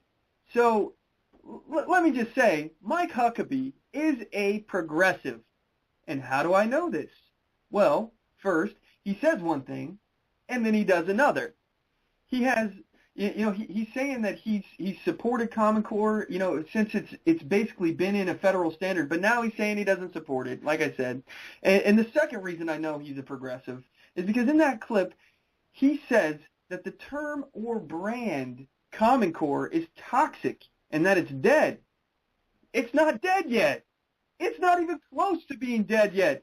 44 states and the District of Columbia, 4 territories, and the Department of Defense Education Activity have adopted the Common Core state standards. How is that dead? The only places that haven't adopted Common Core are Alaska, Minnesota, Nebraska, Texas, Indiana, Virginia, and Puerto Rico. So please, Mr. Huckabee, how is Common Core dead? Explain that to me. We still have a lot of fighting to do to get rid of Common Core, but Huckabee would like you to believe that it's dead and that you shouldn't pay attention because, you know what, it's already dead. You don't have to worry about it. Thirdly, a third reason here why Huckabee is a progressive is because he supports changing the name of Common Core to something else. This is a progressive tactic. This is something that they do over and over again. We've seen it throughout history. Communism and socialism are pretty much the same thing. Socialism is just the first step towards communism, but they call it that. It's like communism light. So now we got communists being socialists, all right? Socialists are liberals. Liberals are now progressives. They keep changing their names, so you never know who you're dealing with. You have no idea because they've now rebranded themselves again. So who the heck knew what a progressive was, 5, 10 years ago? Nobody thought about progressives.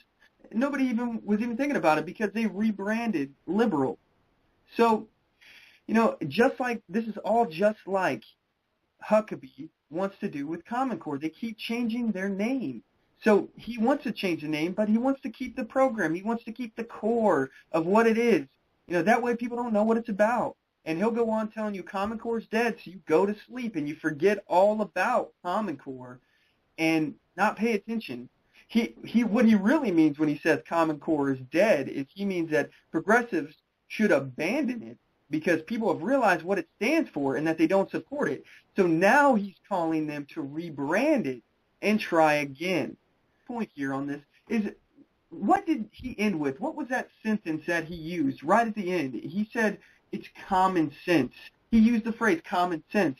And like I always say, this is a term that progressives use frequently. They love this term, common sense. Oh, we're just going to implement some common sense gun control, and we're going to implement some common sense federal regulations that are going to invade in your privacy and your private life. We're going to use common sense and have the NSA spy on your phones and collect all of your human interactions all over the web and all of your emails, text messages, all that good stuff. It's common sense because there's threats out there that we need to be afraid of.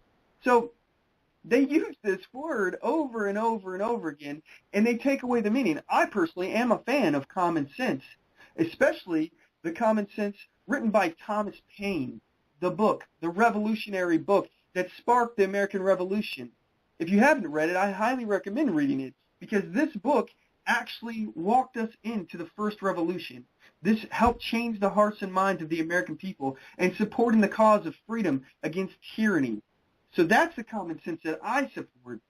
But I try to avoid using the words common sense because liberals use it, and like I said, they do it. They try to imply that anyone who disagrees with them is unreasonable, uneducated, or just plain ignorant. They abuse this phrase and many others. Like, for example, people who disagree with them on global warming or climate change, because, again, they changed the name on that too, everyone. Global warming, they realized that the data wasn't there, that the Earth was actually getting warmer. That's not true. The data was not there. So now they've changed it to climate change. And again, you see they're using that tactic again. But anyone who disagrees with them is referred to as a flat earther. So that means that you believe that the Earth is flat, and if you keep sailing, you'll just fall right off, like back in the Christopher Columbus days. Okay. We see how they use these disparaging terms to come after their opposition here. And my whole point in this whole rant that I'm giving you right now is that we can't take Mike Huckabee at face value. His actions tell a different story. I don't trust Mike Huckabee. I think he's a rhino and a progressive. I think that he will say one thing and then he'll do something totally different because he doesn't think that you're paying attention. And like all progressives, he thinks that he's smarter than you. He thinks you're too stupid to catch on. On the bright side, though, I would like to point out the fact that as far as Common Core is concerned, more than a dozen states are considering legislation to repeal Common Core. And 2 weeks ago, Indiana became the first state to repeal the testing standards. We have started something. We're trying to make some progress against Common Core, but, we're not out of the woods yet. We still have a long way to go. And, regarding Huckabee, I have more about Huckabee that I'd like to talk about. According to the Washington Examiner, former Arkansas Governor Mike Huckabee, he wants to ban the term rhino, which stands for, as I've said a million times, Republican in name only. And it's talking about Republicans in the Republican Party because progressives have infiltrated the Republican Party. They say they're constitutionalists, they say they're conservatives, but they are not. They're rhinos, and we label them as so. So the former governor complained in a letter to supporters that during a recent social media outreach, he was disturbed that too many Republicans were attacking each other and calling them names. Boo-hoo. Many of you use the term, this is a quote from him, use the term that I'd like to see outlawed from the vernacular of the party, rhino.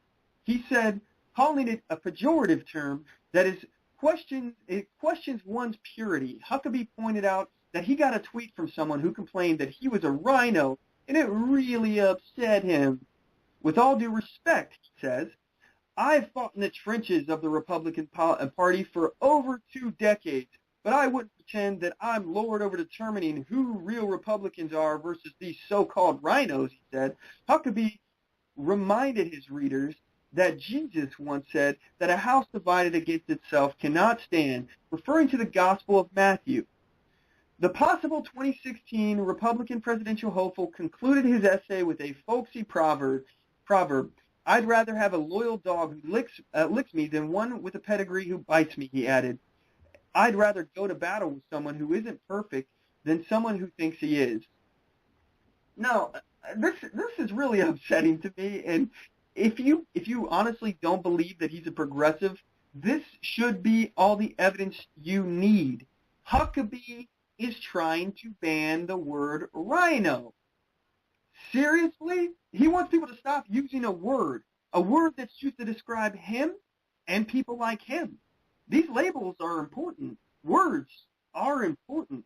They allow us to know who we're dealing with because, as I pointed out, they continue to change their names in order to deceive us. Progressives like Huckabee have infiltrated the Republican Party. They're there. They call themselves conservatives. They call themselves constitutionalists. But they're the very ones that are standing up and clapping when our president, Obama, says that he's going to sidestep the Constitution and bypass Congress, and he's going to implement executive orders. This right here is unbelievable to me, that we have somebody in the party, in the Republican Party, the party of Reagan, that is trying to word ban, and he's actually trying to convince us that he's not a rhino. You know, they don't believe or support conservative policies. Mike Huckabee believes in big government. Progressives like him believe in big government. They believe in an overreaching, ever stands in stark contrast to conservative beliefs.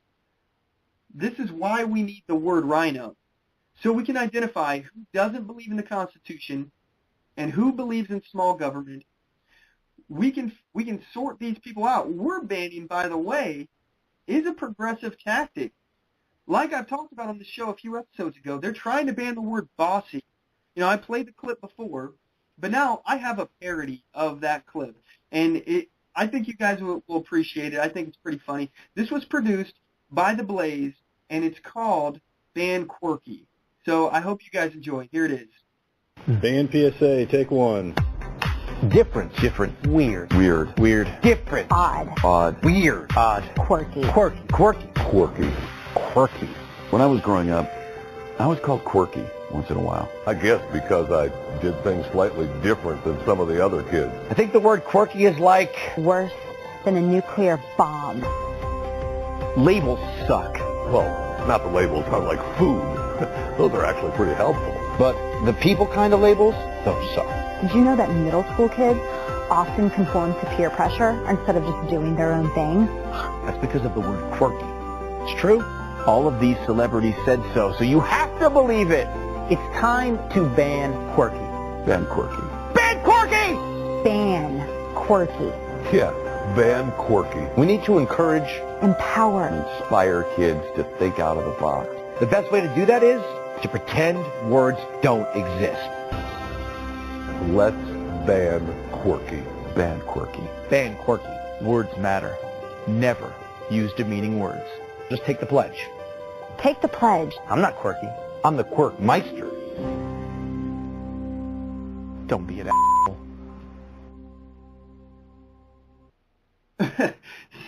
So that's the Blaze's PSA on banning quirky. You know, and the best way to solve an issue is to pretend that words don't exist, as they said. You know, and words are worse than a nuclear bomb. Anyway, so I thought you guys would get a kick out of that. I hope you guys enjoyed it. So at this point, we're going to take one of our last commercial breaks of the night, and we'll be right back with my favorite segment of the show, the Weekly Defender.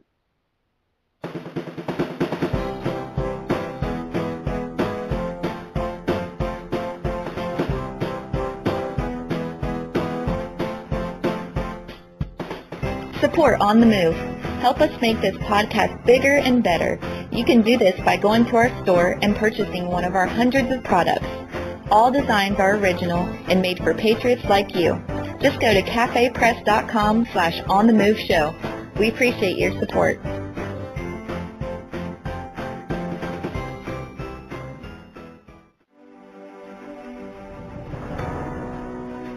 Hi, I'm Latasha Worley, and I work with candidates to creatively and effectively communicate their message to voters. I offer professional graphic design services from yard signs to flyers, from logos to vehicle magnets. Email me today at latashaworley@gmail.com. That's LATOSHA Worley@gmail.com for a quote on items for your campaign.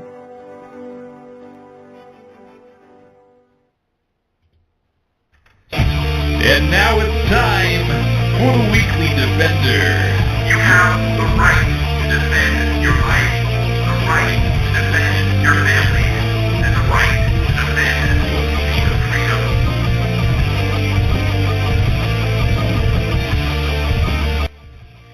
Man, this has been a fun show for me. I got to tell you guys. All right, this is the segment that we report about armed citizens in the news who've used their firearms to defend their family, their property, and or themselves.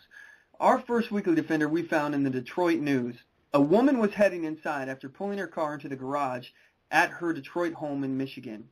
When a man, he entered her home and attempted to rob her garage, I'm assuming. In response, the resident, she was a right-to-carry permit holder. She drew her gun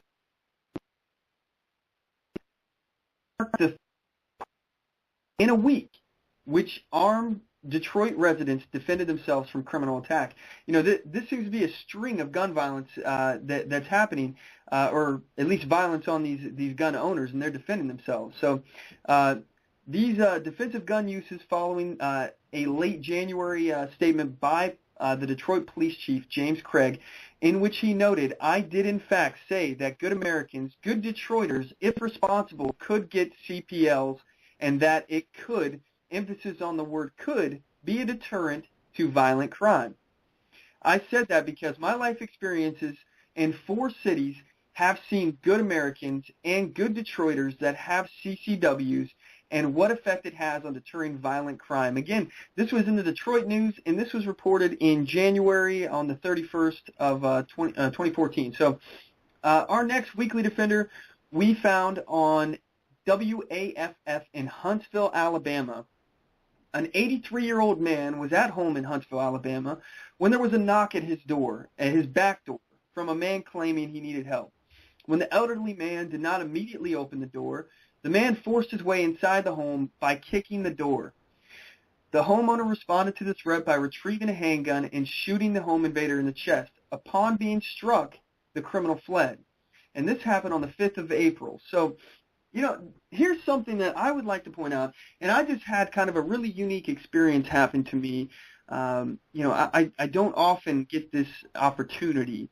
I had a conversation with an anti-gunner the other day, somebody that was a gun-grabbing liberal, and I'm sure they voted for Obama and things like that. So I had a very interesting conversation with a woman who she didn't know that Washington State was an open carry state. She didn't know that you didn't have to register your firearm in Washington State. And she made some very generalized accusations. She claimed that all unregistered firearms are likely illegal and that they were probably stolen.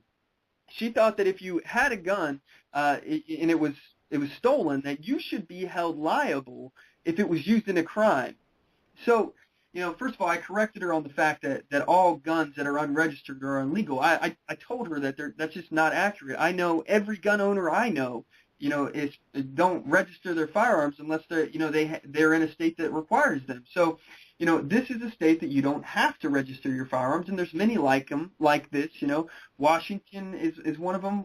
Where I used to live in Wyoming, that was another state that you didn't have to register your firearms in. And I explained to her that registration is the first step towards confiscation, and she just kind of shrugged that off. But then she went into the part about if your gun was stolen, that you should be held legally liable if your gun is used in a crime. And I asked her, I said, well, ma'am, let me ask you, and by the way, I have to point out that what made this situation unique is that this was a debate. This was just a conversation, and it was a very pleasant one at that, by the way. Most of the time when I have conversations with anti-gunners, they're angry, and they're very, spiteful and mean. This woman was very polite, and we had a great conversation, and I really appreciated the fact that she would talk to me about it, because I'd like to get into an anti-gunner's head. So anyway, I asked her if her car was stolen from her garage, if she thought you should be held accountable if your car was used in a crime or used to kill someone. And she said that if she didn't report it stolen, yes. And she was under the impression that gun owners who wouldn't report their guns stolen. And I personally, if my guns were stolen, I would report it. And I have a feeling that most gun owners out there would report it. So anyway, I kind of talked about that for a minute, and then we talked about gun statistics, okay? She didn't have any. I have a lot, as you guys know. I talk about it all the time. She didn't believe that home invasions happen very often. She thought that anyone that had their home invaded or broken into was likely a criminal, and that other criminals wanted what they had. Here she is. She's blaming the victims of a crime and assuming that law-abiding citizens are criminals, just like she assumed that anybody who didn't register their firearm was a criminal. So, and this is probably a big point here, is that a lot of anti-gun is fear and lack of information. They just don't know. They don't know the information. So, and just so you know, even if you present it for them, they're not going to convert. They're not going to be a pro-Second Amendment person, and that's not the purpose of the debate that I had with this woman. I knew that she probably wasn't going to change her ways, and that was part of the beauty of the conversation. I was just trying to figure out where she came from, and she was trying to do the same with me. So we were talking about it, and there was it wasn't an argument, it was just a debate. So anyway, she stated that people don't break into other people's houses for no reason. She said that they do it because they know they have something that they want. And she said that, no one would try to hurt her, or there's not people out there that would try to hurt or kill her or anything like that. And I told her that according to a University of Florida study, Americans use their firearms 2 million times a year in self-defense. And, I told her that home invasions happen every day to law-abiding citizens, as proof from the Weekly Defender that I just read off to you all. It happens all the time, and you hear how often it happens. I report it all the time on this show. And, I can report so many more. I'm only doing 2 a week. I could do way more than 2 a week. Anyway, she said that if her front door was ever kicked in, that she would just leave out of a window. She'd throw a table or a chair or some big object through her window and just climb out of there and get out of the house before her attacker got to her. She didn't believe that she would ever be in a situation where she would need to use a firearm. And I told her that it's not always possible to avoid someone who is out to do harm to you. I used the example of an elderly person trying to escape out of the window, and that's not a possibility. If you're old, there's no way that you're going to be climbing out of a window, especially if you're like, the kind of old person that's in a walker or, in a wheelchair, for crying out loud. What if you have a disability?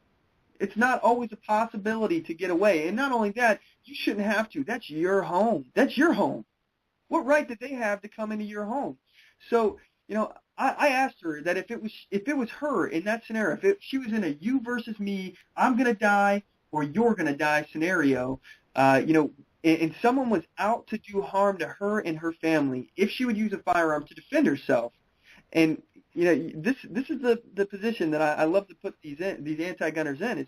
And she said she'd maybe shoot him in the leg, but she wouldn't shoot to kill. Okay, so right there, that proves that she can see a need for a firearm. Regardless of what her feelings are for killing people, she would still shoot. She would still use the firearm to shoot. So then I went on to ask her if she locks her doors at night, and she said that she did. I explained that the fact that she does lock her doors at night, it proves that she knows that there's people out there that would break into her house. And it's not a reflection of her, as being a criminal or her neighbor's behavior, but that in our society, some people would do harm to us if they had the chance. So anyway, this is the conversation that we had, and I obviously didn't convince her. I didn't change her mind. She's going to do what she's going to do, and she's going to believe it. One point that I would like to make in regards to trying to debate an anti-gunner, if you present them with a situation that they just can't defeat. They cannot win. You've backed them into a corner. A lot of these people will just shut down and not listen to you anymore. It doesn't matter what facts you give. You basically got them to the point where they just won't listen to you to spite you. So it's important that you're polite to them and you present them with information, and you plant a seed in their mind that they're going to go investigate on their own. Now, I don't know if this woman will ever, down the road start to change the way she feels about guns, but I think based on the conversation that we had, I put a lot of ideas into her head that she maybe never thought about before. Maybe this will make her question where she stands. I know, honestly, I've questioned where I stand on so many issues, and I've changed my viewpoints over the years, almost dramatically. It's like a night and day difference, my viewpoints from when I was a lot younger. I was a young, dumb liberal when I was a kid. And now, I'm still dumb, but I've changed my viewpoints, and I've critically thought about what I believe and what I stand for. And I'm sure in a few years, I'll change my mind on some other topics too. But that right there, I think, is the sign of somebody who's willing to learn, is to think critically about their situation. Try to imagine what it would be like to put themselves in other people's shoes. And also, try to learn. Anyway, I think it's important that we don't back them into corners and try to argue with them and yell at them and get into this, I'm going to convince you at all costs that I'm right and you're wrong, because it doesn't work. When we do that kind of stuff, it doesn't work. It's ineffective. We have to let them come to the conclusions on their own by providing them with, information and just basically planting seeds in their mind. So anyway, I know I kind of went off into the weeds there, but we here at On the Move, we love hearing about how law-abiding citizens use firearms to protect themselves. You have a right to defend your life, you have a right to defend your family, and you have a right to defend your freedom. We at On the Move, we support your rights, and if you have a story about how you lawfully defended yourself, or you would like to comment on one of these stories, we'd like to hear from you. You can give us a call on the next show, because we're right at the tail end here. Or if you want to call in, I'll put you on for like the last, 30 seconds or something like that right before we get off here. The number of the show is 619-924-0986, or you can email the show at talk@onthemoveshow.com. So with that said, we've covered a lot of news today. There's a lot of stuff that was going on, and I really do hope that you all support the Clark family. Please share the post that I've posted on OnTheMoveShow, Facebook.com/OnTheMoveShow, and on our Twitter, Twitter.com/OnTheMoveShow. Get their story out there. Share their donation page. They need as much monetary and word support as possible. If you guys, if you support them, go tell them that you support them. It's important to hear that, especially when you're in the middle of a legal issue and they haven't slept. They're terrified that they're going to lose their children. I mean, there's a lot of pressure on these people right now, and just your simple words of encouragement can go a long way, towards making them feel like they're not alone out there. So please, I would recommend doing that, and it would help. So anyway, on the last few seconds here on the show here, I just want to wrap up. I want to talk about a few different things that are going on, and I think there's something funny that happened. Hillary Clinton was in, I believe she was in Nevada or something like that. Hillary Clinton was down, and she was doing some kind of speech, and she had a woman throw a shoe at her while she was on stage. So, people are upset and people are angry, and that just goes to show you that Hillary isn't as popular in the female community as the liberal media would like you to believe. They want you to believe that she's a shoo-in for the presidency, but I just want to put it out there that this happened, and it probably is going to get swept under the rug. Nobody's going to talk about it. So it's up to you guys to look up the article, spread that information, tell people what's happening, because she's not as popular as everyone would like you to believe. But anyway, at this point, we're going to go ahead and wrap up the show. That's today's show. I want to thank you, our listeners, for tuning in week after week. And I want to thank our guests, the Clark family, for coming on the show today. And I really do appreciate them taking the time to talk to us and let us know about their story. To get more information about our show, check us out at onthemoveshow.com, here at blogtalkradio.com/onthemoveshow, Facebook.com/OnTheMoveShow, Twitter.com/OnTheMoveShow, and YouTube.com/OnTheMoveShow. And as always, know your rights, assert your rights, get on the move.